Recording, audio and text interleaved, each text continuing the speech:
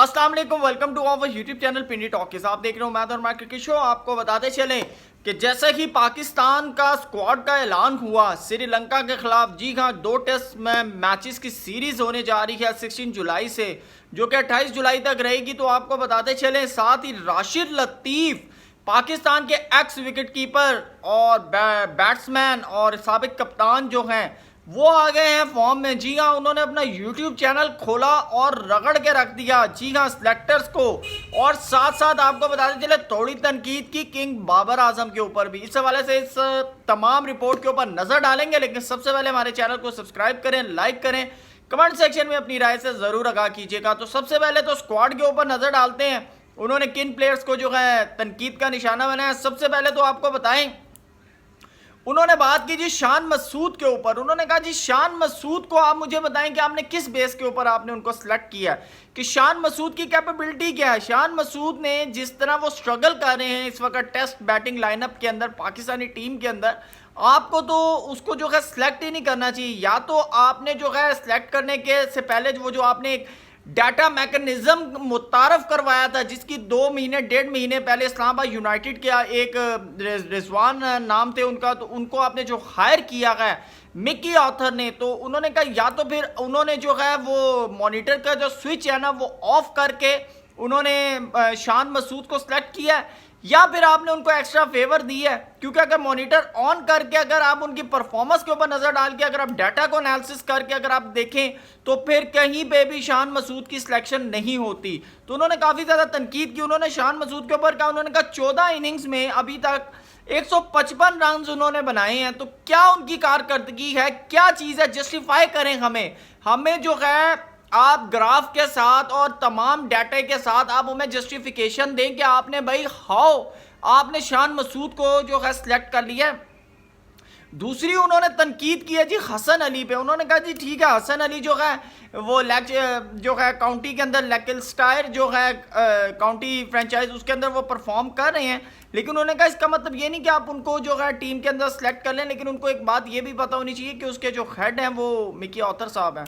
तो अगर एक काउंटी के कोच को अगर आप अपना क्या कहते हैं जूम के ऊपर अगर आप उनकी कोचिंग ले सकते हैं, तो मेरे ख्याल से फिर हसन अली की सिलेक्शन भी हो सकती है, उस पर किसी की तनकीद नहीं हो रही है। लेकिन उन्होंने तनकीद की है, उन्होंने कहा जी 12 इनिंग्स के अंदर अभी तक 10 विकेट वो ले चुके हैं 53 की एवरेज के साथ। तो उन्होंने कहा कि किसी और का हक जो है वो मेरे ख्याल से नहीं मानना चाहिए। उन्होंने कहा no doubt Hasan Ali is the best bowler, वो अपना 100% भी दे रहे हैं, लेकिन बात हो रही है परफॉर्मेंस की। क्योंकि हमने श्रीलंका के साथ पहले भी जो सीरीज हुई थी वो 1-1 से बराबर हुई थी, लेकिन इस दफा हमने जो है वो जीतनी है, क्योंकि हम पुर उम्मीद हैं WTC फाइनल 2025 खेलने के लिए।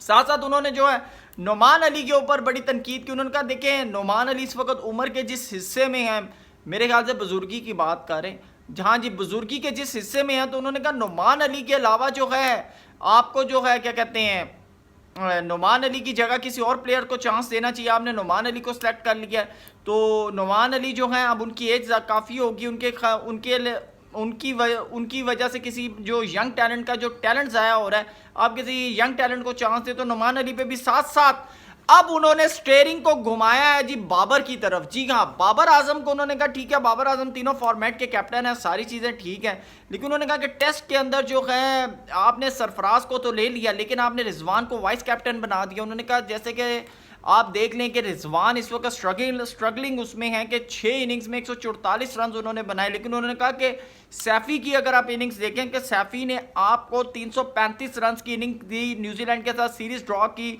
83.75 की एवरेज से वो खेले और प्लेयर ऑफ द सीरीज भी करार पाए।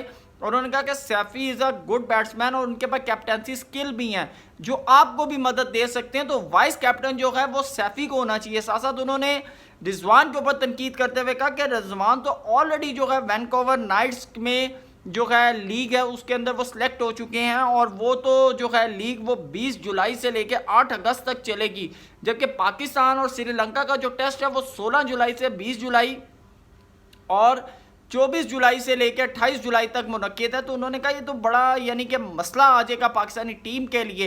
तो उन्होंने कहा आप क्यों किसी को एक्स्ट्रा फेवर दे रहे हैं, जिसके ऊपर पीसीबी को उन्होंने आड़े हाथों लिया कि सिलेक्टर जो हैं वो क्या आंखें बंद करके बैठे हुए हैं, क्यों आप एक्स्ट्रा फेवरेटिज्म दे रहे हैं। तो इसके ऊपर उन्होंने बड़ी तनकीद की है पाकिस्तानी सेलेक्टर्स के ऊपर भी, हारून रशीद के ऊपर भी, डाटा एनालिटिक्स के ऊपर भी, और इन 3 प्लेयर्स के ऊपर भी, और साथ साथ थोड़ा सा उन्होंने जो पानी का छिड़काव है ना वो डाला बाबर आजम के ऊपर भी, कि बाबर को भी कहा कि आप ठीक है, आप तीनों फॉर्मेट्स के कैप्टन रहे, सब चीज़ें, लेकिन जिसका हक है कम से कम उसको तो दें, जो डिज़र्व करता है वो उसको तो दें। मेरे ख्याल से राशिद लतीफ़ साहब जो है ना, अगर ये बात 2019-20 में बोल देते तो आज शायद कैप्टनसी किसी और के पास होती, क्योंकि हक जो है वो अक्सर लोगों का मारा जाता है, हक मारा जाता है तो कोई दूसरा आता है। तो लिहाजा मज़ीद अपडेट्स के लिए हमारे साथ रहिएगा। Thank you so much. Allah.